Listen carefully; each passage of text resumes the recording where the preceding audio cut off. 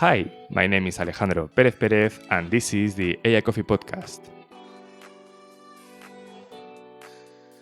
Every 2 weeks, you will have one disruptive aspect of technology and artificial intelligence for the time you drink a cup of coffee. Today, we are going to discuss about many interesting things. We are going to discuss about AI4Good, about master thesis, and a day in a life in a laboratory. And for doing that, we have a very interesting guest. His name is Isam. Isam, welcome. Hi, Alejandro. Thank you for having me today here. Isam Diab Lozano is a researcher in artificial intelligence and computational linguistics, and he also was my mentor thesis during the AI4Gov master. Wow, Isam, thank you for being here. It's a pleasure having you here in this podcast. But before we start talking about many interesting things, let's start talking about yourself, about your personal story, for also the audience to connect to know you more. So I don't know if you can share with us a little bit your journey from being a philology student to becoming a PhD candidate in artificial intelligence. Yeah, well, thank you for this introduction, Alejandro. This is a tricky question. I always say the same.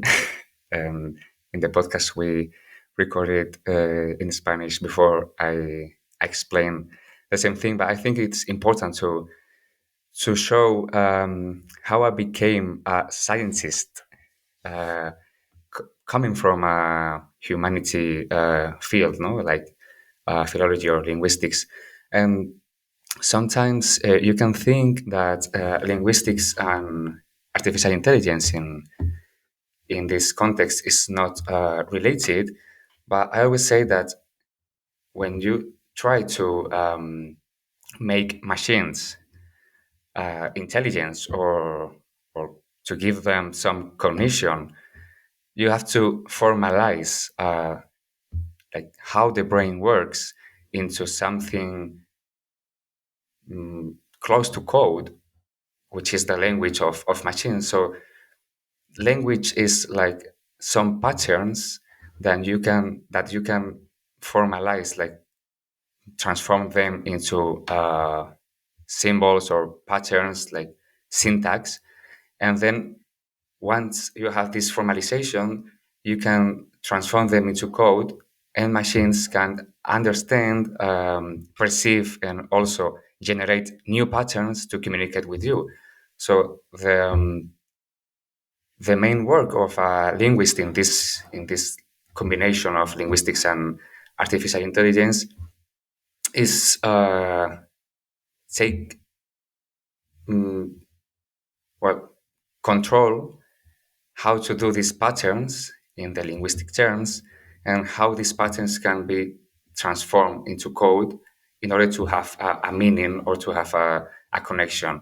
So this journey I had, I think, is normal in the scientific world, but not in the uh, like normative world, because when you do this kind of research like philology or linguistics, people always think that you're going to be a teacher or you're going to be a, I don't know, research on literature and linguistics. But there's a direct relationship between linguistics and the technological world. So I think there are many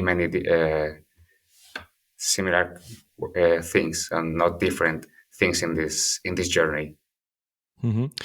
It has a lot of sense to me because, as you mentioned, linguistics are more or less, I mean, you are like coding, but with words and with different Mhm. patterns, as you mentioned. And AI is more or less the same, but with more machine language. So it has a lot of sense that there is like a lot of connections. And nowadays, with natural language processing tools, I mean, that we all know, such as GPT, which is the model that is around ChatGPT, for example.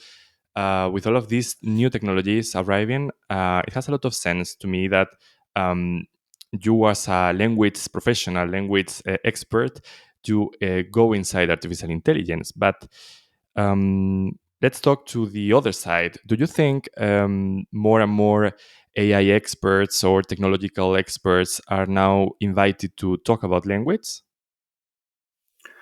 They try to nowadays because now uh, what to say, like ChatGPT and large language models and so on, which are coming into scene now to create intelligence machines or assistants, voice assistants, just like Siri or Alexa. Um, they are developed by software engineers, for instance, which are with a supervising part of linguists. Mhm. But yes, they tend to talk about linguistics, but I think they don't know a lot of linguistics. So for that reason, it is important to connect both fields and create this co-processing framework to work Mhm. in the overall context. But they can explain some things about linguistics because they know how a pattern works and they know how you can inject language information in these algorithms. Mhm. It is necessary the part of a linguist to be there and explain everything and take care of every context, every situation in which language is um, changing in order to do machines more capable of understanding the whole world because a language is a continuum. Mhm. Yes, and you, I remember that once you, when we were talking, you mentioned that even the structure in, I don't know, in Spanish, it's maybe different to another language. So even would you, I mean, when you build an NLP model, for example, you should be aware that if you are using Spanish corpus, for example, for training the algorithm, the model. You should be aware of that, that the logic is not the same as if you were using, for example, Chinese, for example. So there is like a lot of logic in the language, and it's also changing. And if you train a model with books that are written 200 years ago, it's not the same as if you are using, for example, a social media like Twitter, for example, right? So also, I have one question to you, Isam, that I think is also interesting for getting you known. While I was doing this small research before, I mean, about you before talking today, I realized that you are also a poet, and Mhm. because I think, I don't know where exactly I found it, maybe in LinkedIn, I don't know, but I found that. And it's very interesting to know that you have like different fields. I mean, you know about computation, AI, but also you are a poet. So how do you balance these two different pursuits? And also, um, do you think there is a way that that one field influences the other one? Well, it influences in the sense of when you are working. Well, this is my perspective. Okay, when you're working on computational things, sometimes you lose like the humanity part. That's my my point of view because you're working with the computer and coding. And, okay, you have to put your linguistic knowledge in this screen when you are coding, but sometimes you're not working with anyone. You're alone trying to fight with the code, and when you have the other part, like more sensitive, perhaps, which is literature, even more poetry, which is more sensitive and more deep. I think the combination mm, opens your opens your scope in terms of like you can mm, be more comfortable in different situations because you are you're working in both fields, so you can be sensitive in and you can feel some things, and also you can work in something technological at the same part. So I think it combines one thing to each other. I started writing poetry before starting writing code for sure, but I don't think there's a direct relationship uh, between these two fields. It's just like suddenly I started working on uh, informatics and engineering. I also have this part more sensitive. But in my day, I don't think in both fields. Like, okay, I write poetry because I don't know. I feel sad or Hmm. or happy or heartbroken, and I read poetry. And in the morning, I write code, but Hmm. I don't think like consciously in this part. But I thank you for for showing this part of me. Yes, for sure. Hmm. Actually, if you let me say my opinion, I think it's maybe it. I mean, it feels like very important also for you because we are going to discuss just in a moment that your main domain of research is related to a very sensitive field. So maybe also the your acts, your like choices about how to research and what to research are also related to this um, sensitive part of yourself. Not only, I mean, other people coding maybe are more focusing on obtaining more, I don't know, optimization codes to earn more money or to make more profit. But in your case, you are very specialized in a domain that where maybe, I mean, you can maybe live a good life, but you are not maybe going to be rich. But on the other hand, you are helping a lot of people. So that's also maybe a connection in this way. I don't know. What do you think about that? No, I think the same actually. Like, thank you for reading my mind. Okay. Well, but it's true. Um, yeah, when you come from a humanity part, which is my case, of course you see everything with this meaning. I'm working on computational linguistics, but I'm not working in Apple or I'm not Hmm. working in Google doing language models for I don't know. Making money for the bosses and and so on, or creating some super algorithms for I don't know. No, Hmm. I'm not into that.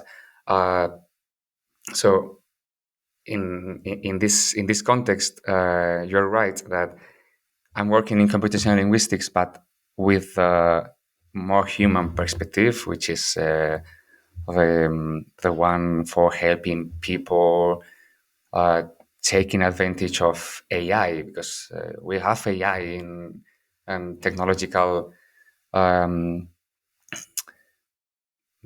advances, in nowadays, and we are working on that a lot in this world. Like, we're always focusing on technological things to make money or make I don't know, and we have to take advantage of the AI for creating a better world and helping people. And yes, that's my humanity part or my sensitive part in this case, because I'm working on that. And as you said before, I'm not into making money or making I don't know. I can live more comfortable if I know I'm helping people with my acts or with my knowledge uh, based on linguistics and also in computational linguistics. So yes, you're right. Great, great. So let's discuss a little bit about your work because well, you mentioned a little bit that you and I mentioned also that you work on helping others. But let's start by the beginning. I mean, you work on cognitive accessibility, which is a very maybe not known field for many people. So, can you maybe describe a little bit your research and also what cognitive accessibility is from your perspective? Yeah, sure. Well, it began when I was studying my bachelor's degree, which was uh, language and literature. Well, Spanish language and literature, and then I specialized on general linguistics. I got fascinated by the cognitive linguistics, which is how the brain is connected to language and how language involves the brain manners, like how do you think and how do you say some things. And I did my master's in cognitive science and linguistics, like every dimension of language which involves cognition. And I specialized then in this master in computational linguistics, sorry, because when you try to make an intelligence machine, which is the scope, the code for, sorry, for the of the artificial intelligence, you have to uh,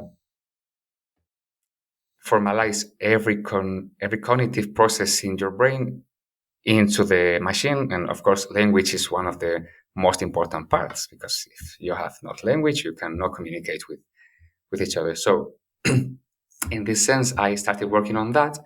And then I realized that, well, uh, it, it came suddenly. Like it was a project of cognitive accessibility and artificial intelligence. And I realized that um, many people, they have some difficulties in comprehending the real world, which is a disability of cognition, a cognitive disability.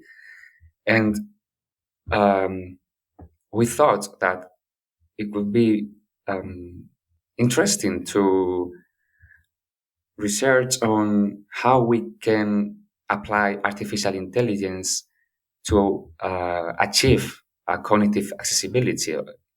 I mean, like how we can create text which has information of the real world into easy to read, like, or more accessible versions using artificial intelligence. Because nowadays, if you want to create a text or something written in this case, okay, because we're working on text. If you want to create a accessible or easy to read, which is the nomenclature of this methodology, if you want to create this kind of text, you have to do it manually.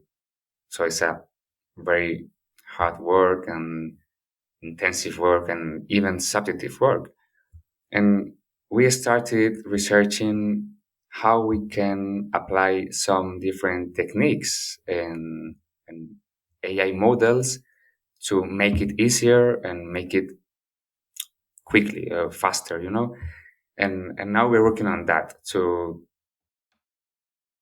trying to do a better world, uh, making people to understand different texts, different domain of text. In my case, I'm working on short text, which is like narrative, okay, because I want people to enjoy literature and to be independent in this field.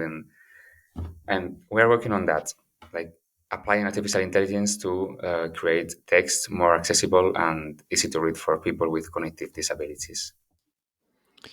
It is very interesting. I remember that also once you mentioned that, well, when we talk about cognitive accessibility, sometimes you first think about like big problems of people. I don't know, it could be dyslexia or other kind of problems, right? But also all of us when we are learning a new language we are a little bit like that, in the sense that we don't understand all the words, all the complex terms. So it is very important also to any of us, because even when we were children, then later when we are learning a new language, we are interested into well, we could be interested into a new edition, let's say, of a book or of a text that is written easy. No, how was the term? Easy to read, right?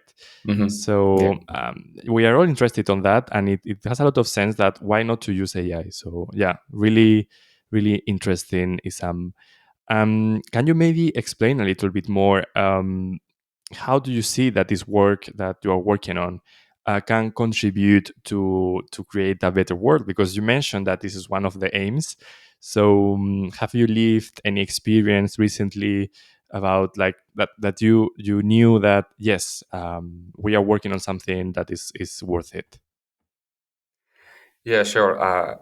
Well, we have created an application. Uh, it is not public yet, but we have created, and we are testing it with people with cognitive disabilities. And this is very enriching, like in the sensitive way. Yeah, I'm very, very happy. I'm not earning any money of that, and we have created this application just because we wanted to help people. And yes, the most recent uh,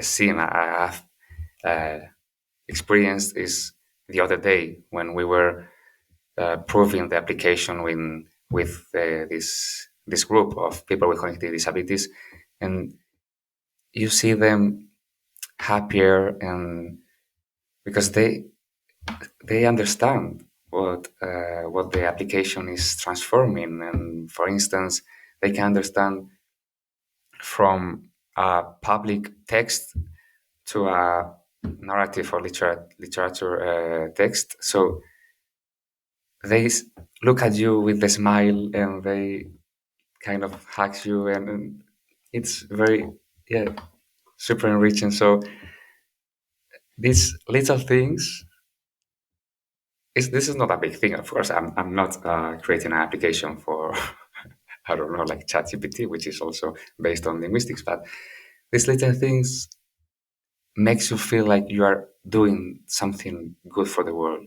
Like, yes, I'm working for that. And Hmm. now it is a little group, okay, and we tasted the application with 15 people, but probably in some months, or probably not, but we can taste our application with, I don't know, hundreds of people, and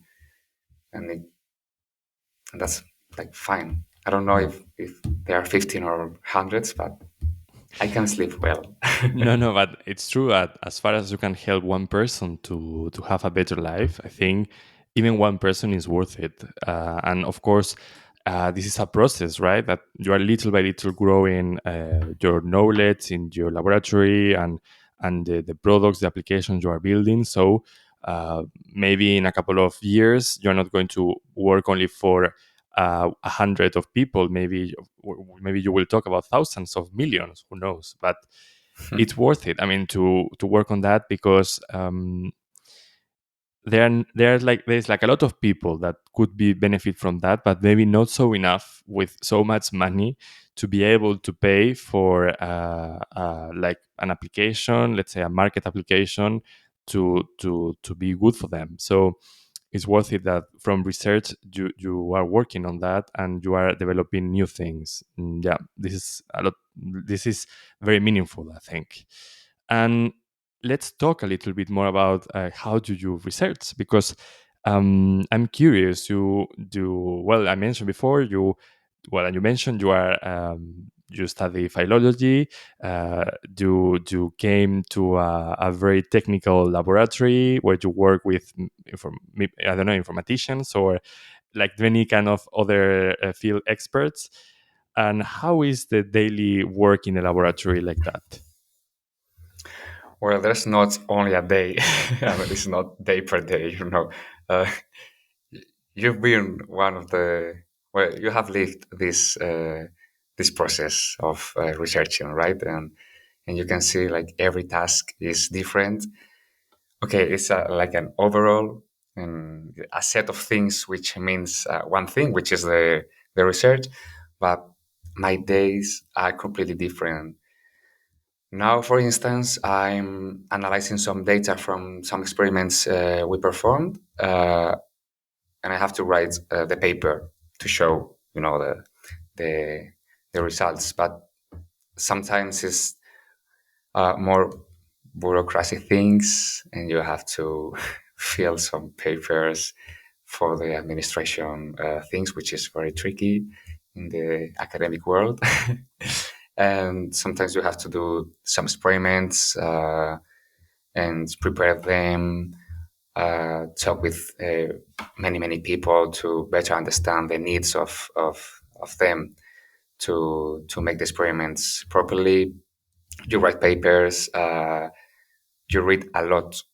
I mean, when you're doing academics, you have to read every paper published, because one thing I think we're going to discuss it later. When you have to research in a topic, you have first to find out the gaps in this field. So you have to read a lot to find some gaps. You have to fill in with your research topic uh, to be productive. I don't know how to say, but I think productive. And yeah, my days.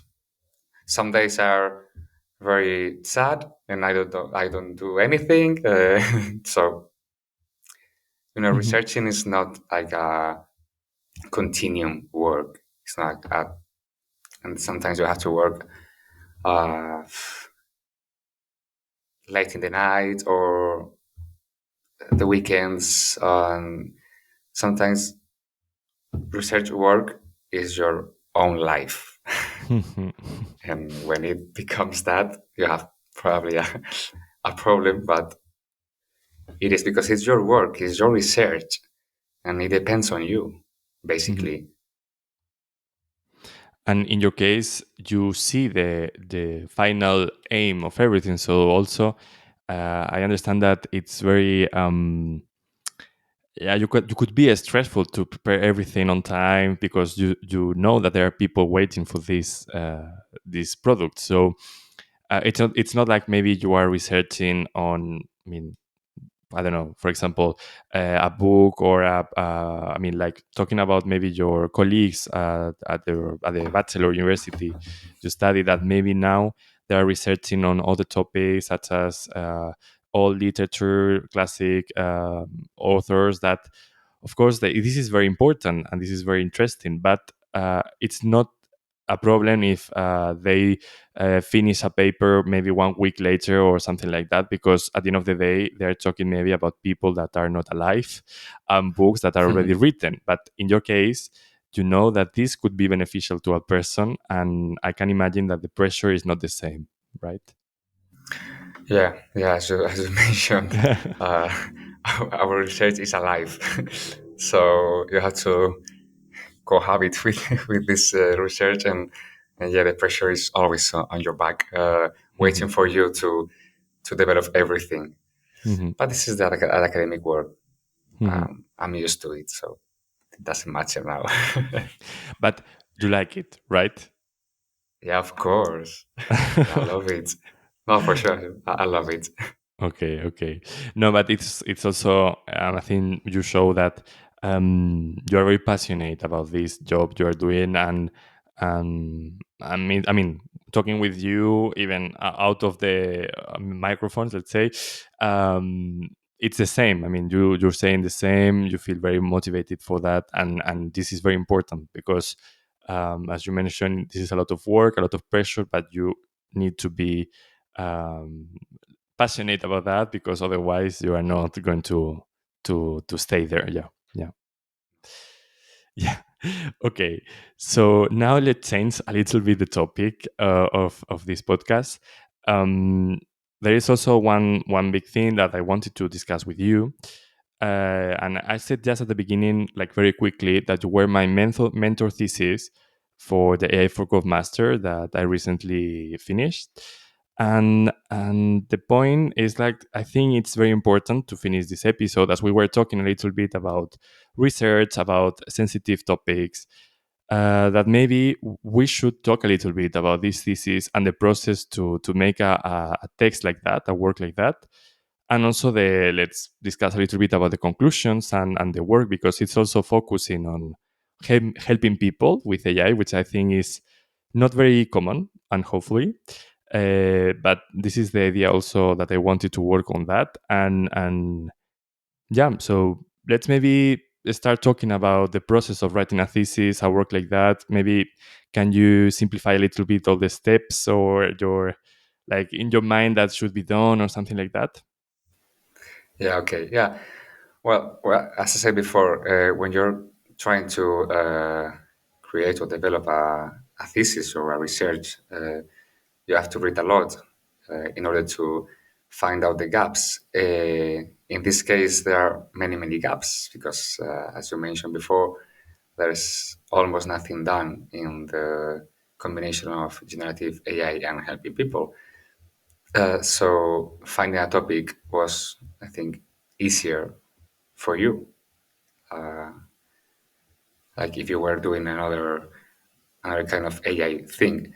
So first of all, you have to uh, express your motivation when doing a research thesis or research topic, and then you have to explain in detail the state of the art, which is all the work done so far in this topic to find, as we said before, the gaps you have to fill in with your research.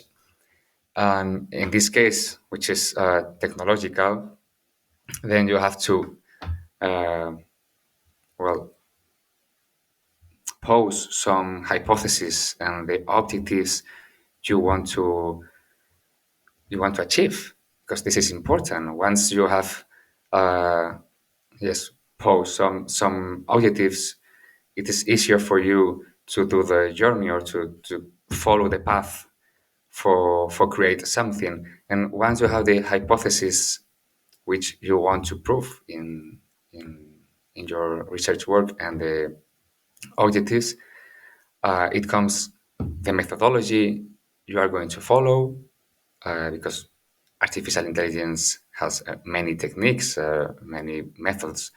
So you have to select them properly in order to achieve your objectives and study any of these methods and techniques, analyze them as well to combine them to your topic, and of course then you have to show how you did your work, like the process, the method, or explain technically how you did your work. Once you have found out the gap, and show some results to prove your hypothesis. Sometimes it's the hypothesis is not proof, and it doesn't matter, So it is good as well because as a future work, you can try to improve them uh, and prove your hypothesis, and finally some conclusions and the research and the future work. Sorry. So I think this is the main architecture of the master thesis. I don't know how did you feel when you had to make it, because I know we were discussing a lot when we had our first call. Hmm. I don't know if So, you knew this architecture or this mhm. structure. Yeah. So I had already, I think at that time, I had already written something, but not so, let's say, big or structured as a master thesis. Of course, I worked already I mean, on other stuff similar like that. I had another master, but I mean, it was another master thesis what I did at the end, but not so focused on research. Let's say that it was more or less the idea on this one. But first, if I mean, I will start reading the title of the thesis also for the audience to have this context. So the title was Co-creating Innovative Artificial Intelligence Driven Solutions for Bridging the Gap of Inequalities in Developing Regions. So the idea with this thesis was to study a little bit. I mean, it was my hypothesis, of course, that, as you mentioned, it could be or not proved. Um, But my idea was to think if a public service could work or could help somehow in developing regions, in particular, talking about the healthcare sector and the education sector. So for doing that, I was doing research, as you mentioned. I read a lot of papers, books, and news and things like that, and I discovered that this work is not done. And as you mentioned, there is a gap in that sense because there is like a lot of projects, for example, in digitalization of developing countries, developing regions, but from my perspective, as far as I read, most of them are done incorrectly. I mean, for example, there is like a project, I don't remember now the name, but I remember a project that they sent to India for children, like thousands of computers. But no one was there working with these children, teaching them how to use a computer, being aware that they are using them for good, or I mean, like they are keeping them and learning from the computer. So at the end of the day, these kind of projects, they are completely nonsense from my side. And I read that many of those were appearing. I mean, there's like a lot of things, but most of them are working on this perspective. So I was thinking, okay, why not using generative AI to create avatars with the, let's say, experience of already existing people, or books, or for example, like teaching books. There are open source books that I didn't know for any subject for schools, for example. So why don't we think of training a model, fine tune a model with this information, and then create these chatbots, avatars, whatever, that could be beneficial to these children, for example, if we talk about education, on, or in case of healthcare sector, maybe try to help people that are maybe far away from hospitals, or they're not able to pay a doctor, for example. So I was thinking on that, and for doing that, I did a small research. So I did a first co-creation process it's also Mhm. another thing that I like it a lot. So I talked with one friend and one person I knew through internet, one related to education and another one related to healthcare sector, and both of them working with let's say refugees, or working directly with organizations that work with people in these developing regions. And it was very interesting because my first idea on working with the final people, let's say the citizens, they both told me that this is maybe not so good because many of them could be not so confident on working with an AI, a robot, a computer even. Um, so I was at the end I was thinking, okay, how can we do that? And my one of the main conclusions that I like it a lot is, why not to work with the professionals that are there, that there are professionals that work there in these areas, but the problem is that there are not enough professionals. They have a lot of things to do, not enough time, and there's like a lot of also rotation in them. So why not to to think about, okay, a system to make them have more time, for example, avoiding them to have a lot of bureaucracy, just being with people, trying to helping them as much as possible and assisting their job. And that was more or less the idea. I like it very much, and as you mentioned, this is a process. Hmm. Sometimes it's very structured, so you should follow everything. And of course, this is not a final work, because it could be more and more. Of course, I did 2 interviews. It could be 100. It could be more stakeholders on the process, of course, but it could be like thousands of people. I mean, and a prototype. But of course, this is a master thesis. There is a frame on that. So why Hmm. not to continue that later? Who knows? But yeah, I like it very much, to be honest. This process, even though during the time we were working on that, it was very tough. Yeah, yeah, I think it was because we had a lot of discussion for not only for creating the structure, but also like thinking about the different things, the different processes, and the co-creation process, which you mentioned. And I'm going to ask some questions to you now. Hmm. Now Yeah, I just am go on. the interviewer. We change the roles. First of all, what you mentioned in the beginning of your speech, uh, the I think sometimes when we talk about helping people with AI, is this AI washing, not like the pink washing, but AI washing, like sending some computer to uh, some regions and okay, let's do whatever you want with this, but we're not going to help you in using these technological um, aids or something. And your work, I think, is more direct. Like, okay, we're going to analyze. It's like I have money, so I'm going to send the computers. No, I'm going to analyze the needs of this kind of people in different contexts or frameworks, just like healthcare or education, and then we have these needs in the scope. We're going to work on that.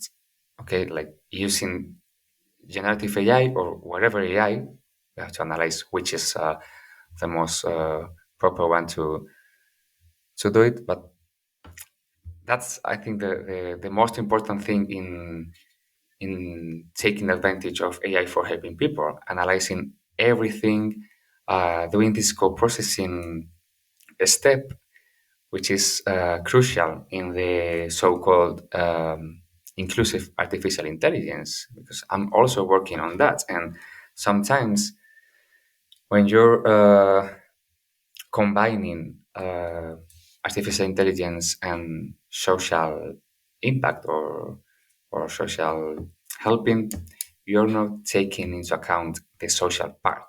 I mean, there are many works which have created applications or frameworks to help people, but they didn't analyze the needs, which are the important thing. Okay, I'm going to create this because there's a need. And as you mentioned before, you did this co-processing step, and you realized that things that you thought in the very first stage that could be benefit some context, they didn't do it because you didn't analyze the needs with the real persons which are involved in this context. So, how do you find this co-processing step? This is a good point. Actually, I think it's very important. I mean, I usually work like creating applications, for example, with data. This is my main job in like the real life. But even there, I realized that sometimes it's very important to sit down with a person, the person that the needs. I mean, the person at the end of the day, the person that is going to use it, Mhm. and try to focus on the real needs, because even sometimes they don't know how to express the needs, so this is very difficult. And in this specific work of the thesis, it was maybe easy because I was only talking with experts, professionals working with like involved in this work.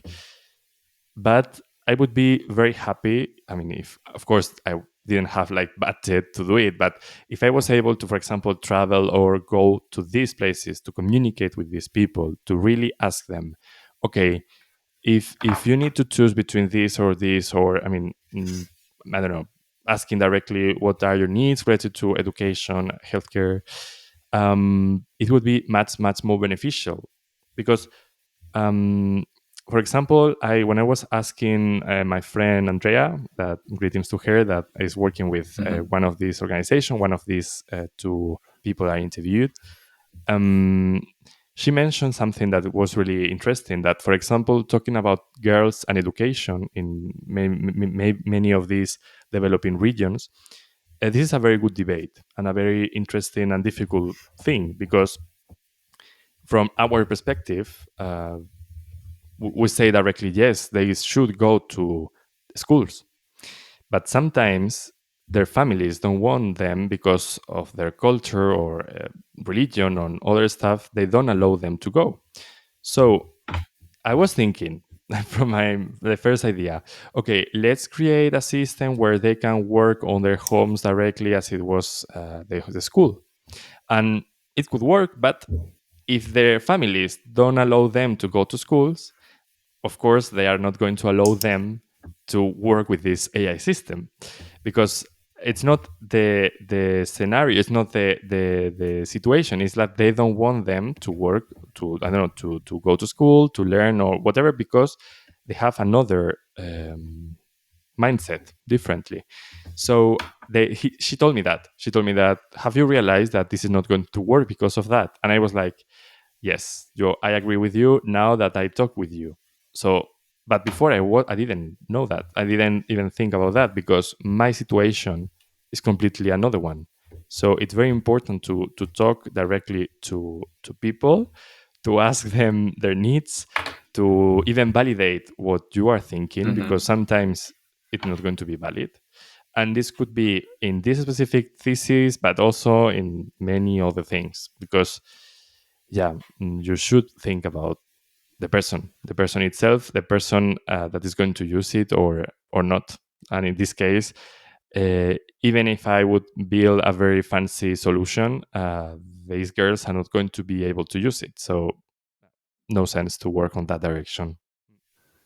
Yeah, sure. Sometimes I feel like in this technological world, when Hmm. we are creating, we have money and we have to create applications. Um, it's like a very selfish perspective, Hmm. because we we create the needs without asking them directly, because when you have to ask them and look for the needs and create these co-processing processes, well, steps, sorry, and is sometimes costly, not only talking about money, but also in time, Hmm. because you have to gather opinions of people, you have to meet them, and so on. So it's kind of easier if you create these needs by your own. When, of course, the needs probably are not the same. Um, when I realized that I had to mentorize. I don't know how to say in English, or Mentor, I supervise think, this. Yeah, directly. mentor. This thesis.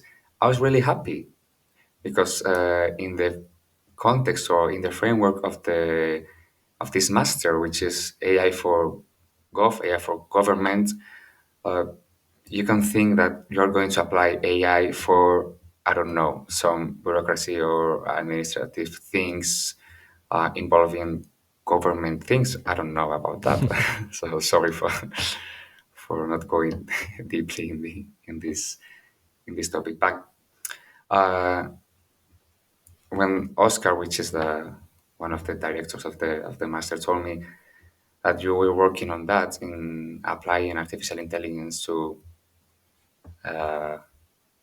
help people or whatever, okay, but like in this social context, I was like very, very happy to help you. And I think we have worked so hard in finding everything. And I'm very happy for you and so proud of you, of course. The the work we have done each other, like helping in every step. And for sure, I encourage the people who are listening this podcast to read your master thesis, because it's not like a master thesis, a boring master thesis. Because sometimes when you have to read a thesis, a master or PhD or whatever, it's kind of boring, because it's so like technical things or very detailed things. But yours is very meaningful in everything you have uh, done in that, and the proposal of your AI for Metheus, which is your public service, and so on. So yes, I'm very happy, and I encourage people to read it. Thank you very much, Isam. I will link it. Yeah, so it's going to be in the notes of the episode, description, comments, whatever. It's going to be around there. And thank you very much. I'm also very proud of the work we do. As I mentioned, this is like a small research, introductive research that maybe um, if someone wants to maybe work with this later, me, you, or any other person is going to be Mhm. perfect. But from my personal perspective,